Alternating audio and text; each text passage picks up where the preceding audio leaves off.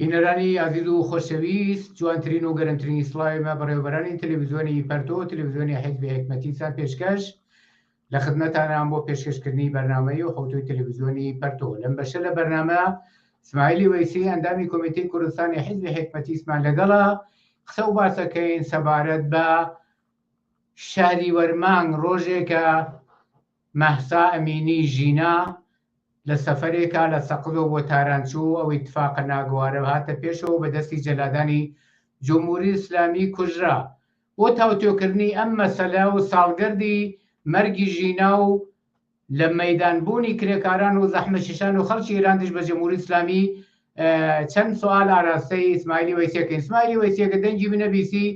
خۆشاتی بۆ بەرنامەی تەلەڤیزیۆنی پەرتۆ. سپاس بۆ ئەوکەم وەختان یاختیام ناخەنەدەگە فەرموویە خزمەتە. سپاس بۆ تۆ اسماعیلی وەیسی. وەکو کورتی شارم پێکردو ئاگاداری بەرەو مانگی شاریوار یا خرمانان بە کوردی ساڵگەردی مەرگی مەهسا ژینا ئەمینی نزیک دەبینەوە. مەهسا ئەمینەر وەکو بۆ خۆت ئاگاداری خەڵکی شاری سەقز بوو بۆ مسافرەتی بوو بۆ تاران لە تاریخی 25 شاریوەرە لە تاران بەدەستی مزدوران و چوماقدارانی جەهل و سیایی ڕژیمی جمهوری ئیسلامی کەوتە بەر تەعاڕوض و ئەزیەت و ئازار و بەداخەوە گیانی خۆی لەدەستدا. ئەم اتفاقە بوو بە جەرەقەیەک، بوو بە نورێک، بوو بە پوان و بەهانەیەک بۆەوەی ئەو ئێترازە عەزیمە لە سەراسەری ئێرانە شکڵ بگرێت و تا ئێستاش شاید بەو گەرم و گوڕیەی ڕۆژەکان و وەختەکانی ئەوەڵی نەبێت، بەڵام لە سەراسەری ئێرانە ئەو خاست و ناڕەزایەتیە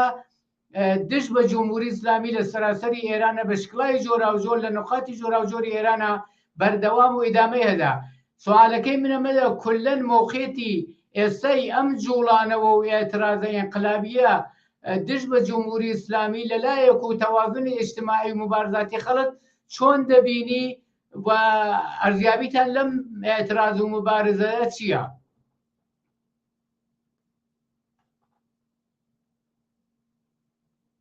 بەڵێ هەروە کە ئیشارەتان پێکرێت تقریباً لە 25 شاریوەر 1400 مەهسا یا ژینا ئەمینی کە لەگەڵ خانەوادەیە کە چوون بۆ مسافرتی بۆ تاران ئەوەختە بنا بە وەزعیەتێک کە بەئێستا فاشیستای ئیسلامی بە شێوەیە متفاوت کە گیرە دەن بە ژنان و لە زندگی مەردمان دەخەڵات دەکەن کە بەئێستا هیچ حقوق ئینسانی بەڕسمیەت ناناسبی ئەم جۆرەشتانە دوای بێتەوە دەستگیریان کرد و نەتیجەی ئەحتیاجێکەوە کردی بۆ وەزعیەتە دوایێتەوە عەمدەن کوشتیان و هەر ڕۆژە لە 25 شەریوەرا کە مەسەڵەن وەختی کەینیان کرد بە نەوەیەک کە دوای دوکومنتەکانی کە دەرکەوتووەمانە کە گواستیانەوە بۆ بیمارستان کەسرا لێناکە وەختی مەسەلەی بێسا لە کۆما بوو مەسەلەی مەرگەکەی بێسا حەتمی بووە بجۆشتانە هەردینا لەبەر بێسا بیمارستان کەسرا ژنان و پیاوگەر ئینسانهای ئازادیخوا بەڕێوەیەوە نسبەت بە وەزعیەتە نسبەت کە معترض بە موجودیەتی جمهوری ئیسلامی ئێران هەن ئەو دەستیان کرد بە ئەحتجاج و دەمەحکومکردن ئەو کوشتار ئەو کوشتنە بێسا مەهسا یا ژینا ئەمینیە هەدێنا و ئەمە بە جەرەقەی کە بێسا لە 25 شەریوەر 1401 کلێجریا و لە مدەتی فرەکوتە سەرتاسەرانی گرتە کە زمانێکە مەسەن کە هاوردیانەوە کە بەسا خاکسپاریان کرد لە سەقزا ئەو ئەوزا ئەحواڵگوشتە کە مەسەن بووە باعیسەوە کە بەسەر ئێستەواڵێک لە سەرتاسەر کوردستانەوە مەردمێک کە بەئێستا ئاسانای ئازادیخوا نسبەت بە ئەو وەلەیە کە چوونە ئێستەقبال هەم بەدیتەوە لە خاکسپاری بێسا مەهسا یا ژینا لە گۆڵسان یا قەوسان یا زیارەتان ئایچیە لە سەقزا کە بەشداریان کردووە جۆشتانە لێنا شعارهایی کە مەسەن دفاع لە ئازادی، دفاع لە بەرابەری، دفاع لە حقوق اجتماعی ئینسانی لە محکومکردن بێسا ئەم قەتڵ عەمدی دەوڵەتیە کە بێسا نیروگەل سەرکردەی جمهوری ئیسلامی بە عەمدەن کە کوشتیان دوای بێتەوە کە لێنا بەنەوەی عەلەیهم حجاب ئیسلامی کە جمهوری ئیسلامی گەلێکە 44 ساڵە شکار لە هەڵەی ئەسمە 57 کە تەحمیلی کا بە ژنان ئەم جۆرەشتانە ئەوە بۆ باعیسەوە حجابەکانیان پەت بن حجاب سووتێن و بێستا جەوفەزایەکی ئەسیادی کە لەواقع ئەسیادێکی توودەی ئیجتیماعی سەرتاسەرانی لە مدەت کۆتاییدا گرتە بەر و ئەمە وەزە ئەحواڵگوشتە کە بێسا بەنا بە مەوەقعیەت و زەمینەهای متفاوتی کە مەسەن کە لە لأنه حفظة وهشت ولا كوي دانشكا وكدس في كدو صالحي بعد هذا بدوا وبتوم مش خلنا نودو ششة لنودو حفظة للأمان نودو هشتا لنودو هشتا كمثلا داني كم زاوية فلسفة يعني خط الأمكر وبقول خامنئي ودي كمثلا تنيكي بوشيان ده تنيكي بوشيان ده موجودية الجمهورية الإسلامية وين ذلك موجودية الجمهورية الإسلامية كشوة بيصير دستور جامعة وجامعة لا شو كجمهورية الإسلامية سنقول كات وده يتفادق مسألة محساي أمينية كبزا جينا كعمدن دولة كشيم أمانة كون من ستاسين يقول بالأساس واقعياتك عيني اجتماعي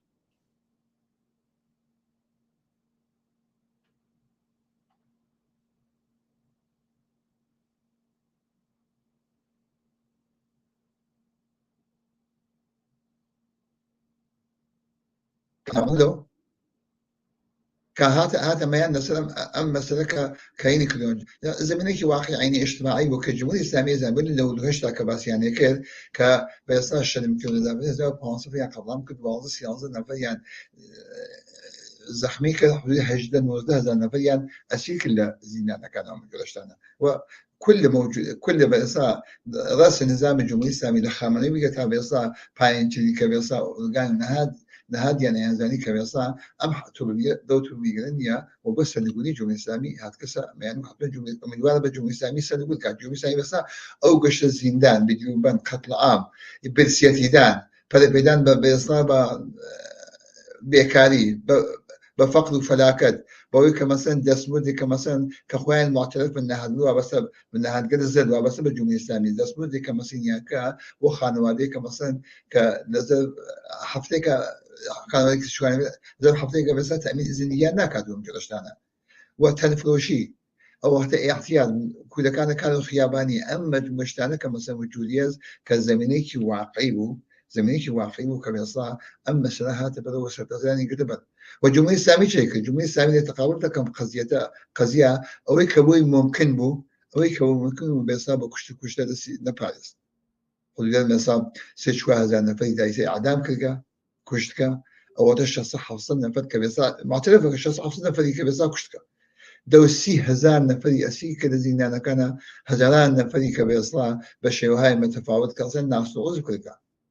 حتى مثلا وتواشاقي جوان هاي كي مجموعي كي وسع بتفنقل ساجمة بيصا بناية يعني كلها شو يعني كلها أما أول زي تسا متى توازن ما واحد لن أم بدو يكسر على شيء كإدامة هز متى آية أو شرائط وزا أحوالي كبسادة بيسمين شيء وزا شو صويك وتسبيه كبنششما كبسا كلا كف خيابنا وسيعا كبسا الشواهي متفاوتة وكبسا أو تقابل الجدي وأساسي كالمغرى كوجودي بو بلام إيسا أو أوزا أحوالي لكف بسا خيابنا ماكا متى توازن قواكا بيصلا توازن قوي هم جمهورية إسلامية هو موجودة قوي وهم بيصلا أو خيزش انقلابية كتسليمي بشويك انقلابي جمهورية إسلامية سنقول كان وبيصلا آزادي وغيب نوعي بيصلا سكولاريزم يقدروا جامعة بيعتبروها مسبب كذا بيصلا أمن خصوصي أفراد بين الأمن جيابته ولا دولة جيابته وبيصلا حقوق اجتماعي إنساني كان بحاجتهم جلستانا لتقابلك وبيساكن لنبعد بإصلاح إبداع وجود اجتماعي كفي خيابانا بالنسبة إني كلها منتها تعمق خفتي بكسر مياه تلو بوك سوا وبوس بعيسى وكما تواشاكين لكل أو دولانا حجاب سوتان لسه سيرانا لكل سنة بيقدر تابع تا مشهد تا شمال إيران تابع سان مركز تا خوزستان تا كرمان أو شو قدر كما سنوا تا قوم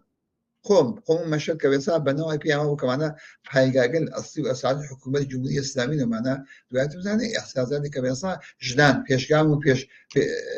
بيش قدم مدشان القضية وحجاب يعني الشيء وهي متفاوتة السودان تواشا كمثلا فيديو كليب جاي كمثلا لشهر جوري إيران كمثلا تواشا بازارجان كتواشا بازاركان كا وبوس بعيسى وكبسا جمهورية الإسلامية أما يبي اعتراف كبشر القديم والتلاشي وسكا بشي وهي متفاوت شو خويا كمثلا وزير داخلية الجمهورية الإسلامية بلا الشاري والكبسا بلا مفاجعي كبسا قتل الجناء كإعلامي كوتي أجل أم جريانا أم خلابة أم حكومة الاشتباه شريعة بيجن بلا جنانا أذان جنبشي كي واقعي كبسا أزاديجن كبو بلا بري كعليه موجودية الجمهورية الإسلامية كهذا أرى وجودية وديما كبسا دیمان کە بێزای ژنان لەم حرەکەتا پێشکان بوون لە چینە و بۆ یەکە لە سەرتازی هەش شارێکە کە توایکە جمهوری ئیسلامی قەتڵ عامی کردگا بەڵام توازنخواگە کرد بە نەزەر من جمهوری ئیسلامی کامڵن ئاگاها کە ئەم حرەکەتە ئەم حرەکەت چۆن ڕیشێکی ئەمی اجتماعی هەست کە تێتەوە مەیان بۆ یەکە چون بێستا قانون دینەکەن ئەم داینەکەن و جلۆشتانە کە بێستا کە بتوانن کە مەسەلەی حجاب گەیان بێستا بە سیاست چماق و شیرینی کە مەسەن کە اینکەن جەماعەتێکی متۆهم بەڵام مردم متۆهم نیە بەتای بە ژنان جوانان خوازیانی سندگونی جمهوری ئیسلامی ئەزانی جامع امیدوارە بە سندگونی جمهوری ئیسلامی و ئەم تەوازنخوا تەقابڵێکی جدی و ئەساسیە بە نەزەر من لەم رابطە کە وتمان جنبشە سندگونی تەڵەبی بە تۆرە واقعی ئیسا بگرین جەناح بێسا ڕاست کە گەلێکی بوو کە بێسا بە ساد و سەوداکردن و بێسا جمهوری ئیسلامی بمێنێتەوە مۆرە گەلەی عەوەز کات وجودە بەڵام ئەو جنبشە ئەمریکا سازمان یافتە بوو کە ئەمە تەفەتی پێیا کردگا با تەجربەترەوە بووەسەوە تەلاشی هەوەسە کە بێسا کە بتوانێت لە یەک لە سەرتاسیان لە یەکتر هەڵبژێکی بە وەکو تەنێکی واحد و امیدوارە بە سندگونی جمهوری ئیسلامی بە بێسا جمهوری ئیسلامی سندگونەوە تحوڵێکی انقلابی لە جامعە بێت بەرەوە و جمهوری ئیسلامی بەسەر ئەمە واقفە بەڵام مثلا قضیە کە بەسا کە من وتم ئەو تەوازنخواکە کە بەسا تەوازنخواکی واقعیە وجودی هەست مردم وا لە مەیانە نەچوونێتە ماڵەوە دەستیان لە خواستی متاڵبەی خۆیان نەکێشاگە مستەسل و ناومید نەبووگن و تلاشکەن جمهوری ئیسلامی بەمانە وشی واقفە و بۆ ئەم سیاست چماق و شیرین و فڵانی فیساد و شتێکە دێتە بەرەوە بەڵام بەسەوە کە چکردن لەسەلام قضیە کە بێسا کە بتوانێت کە لە ساڵگەردە بێسا قەتڵ مەسا لە شاری وەرمانە و هەر لەیسە کە ئامادەی پێیاگەن کە بێنەمەیان چکردن ئەگەر پرسیارتان بێت و ئەتوانین زۆر سپاس بۆ تەوزیعەکانە تۆ بوردی سەیری ڕووداوەکان و مبارزات و موقعیتی ئەو دەمە و تا ئێستای کۆمەلگا و لایەکۆ و لایەک و جمهوری ئیسلامی و ئەمە ئیشارەت پێکرد بە تەوری قەت ئەم تەقابلان وەکو تۆ ئیشارەت پێکرد ڕەنگە بەو شدەتەی ڕۆژەکانی ئەوەڵی ساڵی 1401 نەبێ و نەبینرێ بەڵام بە شێوەیەکی جددی و پێچیدا لە بینی خەڵک و جمهوری ئیسلامیە بەردەوامە لە سەراسەری ئێرانە لە گۆشە و خوشبنی و کۆمەلگایە ئەم ئێتراز و ناڕەزایەتی دشت بە جمهوری ئیسلامی کە ئیدی هیچی بۆ خەڵک نەیشتۆ ئێدامەی هەیە پرسیارەکەی منەمەیە کە ئەم ئێتراز و ناڕەزایەتیە بۆ سەرنگونی انقلابی جمهوری ئیسلامی کە خەڵک تەسمیمیان گرتەوە لە مەیدانان و ئێتراز و مبارزەکەن دەبێت چکارایەکی ئەساسی و ئەمەلی بکرێ تا منجەر ببێ بە سەرنگونی قەتعی جمهوری ئیسلامی بڵوانە ئەروە کە ئیشەڵەمان پێکرد لەسەر ئەم قەزیە کەم تەوازنخوا کە مەسەلەن جنبش سەرنگونی تەڵەبی کە بە شێوەیەکی انقلابی جمهوری ئیسلامی سەرنگون کات بێسا کە قوتب کۆمونیستی و چەپ قوتب کۆمونیستی چەپ کە مەسەن لێنا دەور و نەخشێکی تایبەتیان نزگۆم جلۆشتانە چەند کە متەسفانەکەنەی توانیت لە سەرتاسەی ئێرانە کە لە سەتە ڕاهبەریاکە بتوانن سازمان یافتە و مشکل بێ حزبێکی سیاسی کۆمونیستی و حزبی حکومەتیست کە هێشتا دەیتوانی بێسا هێژمونی سیاسی ئیجتیماعی بەدەست بێت ومانە ڕاهبەری و جنبشەکان منتها ئەوەی کە مشاهداتە ئەو کە بەتۆ واقعیە دەور و نەخش بێسا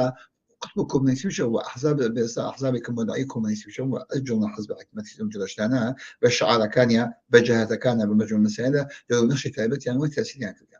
وخد او بيصار بلاني كعمليه لصار بيصار محلات مدن الشارع كو جواز معناها وعمر المكبسان انسانين كيف يشرو بيشقامن انسانين كيف نسبه انسانين قاعد ياخذ طلبا كما سامي احتاج تودي اجتماعي كما سازمان ان الشارع كان لما محلاتها معناها معناته بيصار بالنسبه للتجربه بوغنتو تعمق خفتيان بياكلغا دوایێتەوە تاکتیکەکانیان ئەوەسێگان نسبت بەم قەزیە و ئومیدوارن کە مەسەن لەم فرسەتا کە مەسەن کە وجود و جۆرەشتانە کە توانێتیان لە بوادێکی سەرتاسەریتا وە تەنیا ڕێگەیشی مەسە کە متشەکڵتر سازمان یافتر لە بۆدێکی لە هەمبەسیەکی ئیجتیماعیە بێسا وەکو بێسا شەبەکەیەکی محافظ ڕەهبەرانە عەمەڵی بێسا لە كل محلاتە لە كل شارەکانە کە وجودیانە سەمانە کە بێسا بە یەکەوە وەسڵ بن ارتباطاتیان بێ بەرنامەڕێژیکەن هەدەفمەند و سازمان یافتە کە بە موقع بتوانن بێنە بەرەوە و نیروگەل جمهوری ئیسلامی بە شێوەهای متفاوت کە بێسا بتوان خەستەیان کەن بتوان واداریان کەن بێسا بە خەستەیان کەن بێت باعثەوە کە بێسا لە مقاومەتکە کە مردم بە تۆ سازمان یافتە و هەدەفمەندێکن ومانە بێتە باعثەوە خەستەیان کەن بێسا ڕیزشکە نیرۆکانیان چون جمهوری ئیسلامی بە تۆ واقعیە قسمت أعظمي كمثلا الوغدي كمثلا وجودية سلم جلشتانا وأقل بس يعني كجمهورية الإسلامية مصاحبك مع كمثلا جمهورية الإسلامية يجيب شيء كساني كبيرين كبناء بس محل محور كم كسانة كبقول معلومتي هل ليسوا كين يعني كان بناء إنسان كينا آجا نزان تتبع يعني كم شوية متفاوت كأمانة لاختيار يعني من متوان كبصراحة لازم الناس مع شو قتل عام بشركات كبناء مثلا لم يحتاج الشاري ولا وشواصو يكاك إذا ما كيك يسجل دوام كذا يعني كلهم جوجنا مثلا إنسان بعد تجربة كشيء كان صحيح كان لما حالاته خوان ريخن خوان سازمان بن لسه الشركات مثلا كردستان هو تواشاك إذا سازمان دهي محلات كنترول محلات كبس بشركات بيجي اعتماد يعني يكتين أنا إنسان هاي بيشرو وكل أوجرياناتي كبس قطب كومنيستي شب قطب كومنيستي شب بلا شنو أزادي خازاني أخوي أميدوارك الجمهورية الإسلامية بشويك انقلابي سنقون بيت وبالجريكات لو كان لي سوى كالزميني بيصير صاد من حاكمية تولي من بلغي مكاني مشروعي فهمك كبل بيصير تحم ارتجاع قومي مثلا خوي تحمل كمثلا بشر هو كمثلا جمش بجوا ناسيوناليزم كل كقبلاني إعلامي يعني كوتياني وأجن كردستان بيتو قولي جمهورية الإسلامية سويليش بيتو من قالك وانا جمش ناسيوناليزم كنا هتقولوا كان هاي حكومة دي بدأ سووا بقرين كنيرين بيصلا كين بيشيل هذا الجامعة دي باشكل أما النفس خويا هنا وهل يسوي إنسان هاي كومنيزم خطبة كومنيزم شاب أشياء ما برنامج سازماني كذا شلون قضية لدرجة ميكانيزم الشرعية ونهادها والكان هاي كبيصا سيستم بيصا تداركاتي لوجستيكي أمنيتي آمودشي بهداشتي جامعة وجود سمجوشنا لدرجة ميكانيزم الشرعية بدس يوبكريت أما تنيارجية وأمدوار بيبو كبيصا تنيارجية سازمانية لصد بيصا هم بسيكي اجتماعي لصد جامعة وتحت رهبري حزبك سياسي كومونيستي وحزب حكمتيست كردستان يعني بتواني جمهورية الإسلامية بشوية انقلابي سندقوني جمهورية الإسلامية لكردستان لا تحت بإصابة كما كومونيزم قطب كومونيستي وشاب تأثيرات كبيرة لا سطر سريعة وزي قطب كومونيستي وشاب كبيرة كبيرة ارتجاع قومي مسؤولية هذا هل لوايك كوجود يز أو تباشر شيء في بلاد وجودنا ومردم بإصابة آزادي وبري ورفاه عمي كمثلا مد النجرة والسكولاريزم كمد النجرة كبيرة وسنقولي جمهورية الإسلامية وسنقولي جمهورية الإسلامية متاقي كذا مكان مشروعية متاخر بتوان جودنا أما بلزم الوابي لك ما هو متوقعك وشيء بم جهته أكلا بشينك بين بأهدافك إنساني اجتماعي وطبقاتي وأزادي خالص وبرابري طلبنا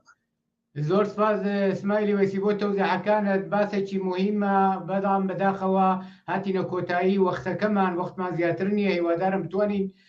لە بەرنامەکانی داهاتووە سەبارەت بەم خیزش و ئێترازە قسە باسی زیاتر بکەین. زۆر سپاس بۆ بەشداریت و بۆ تەوزیعەکان لە بەرنامەی ئەوڕۆی تەلەڤیزیۆنی پەرتۆدا.